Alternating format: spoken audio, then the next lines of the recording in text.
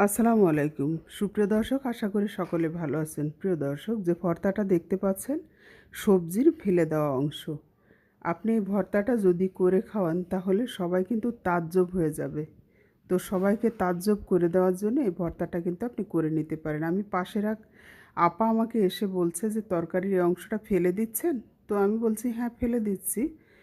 উনি বলছেন যে না ফেলবেন না, এটা চমৎকার একটা ভর্তা হয়। তো ওনার কাছ থেকে শুনে নিয়ে আমি ভর্তাটা করেছি। দর্শক চলুন মূল রেসিপিতে যাওয়া যাক। প্রিয় দর্শক, আমি এখানে পটলের খোসা নিয়ে নিয়েছি, তেলের উপরে হলুদ লবণ দিয়ে আমি ভেজে নিচ্ছি। তো ভাজা হয়ে গেছে। এখন আমি পেঁয়াজ রসুন এবং শুকনা মরিচ খালি মানে ফ্রাই প্যানে টেলে নিলাম আর কি, তেল ছাড়া। তো এখন সামান্য তেলের ভিতরে ধনিয়া পাতা দিয়ে নেড়ে নিচ্ছি।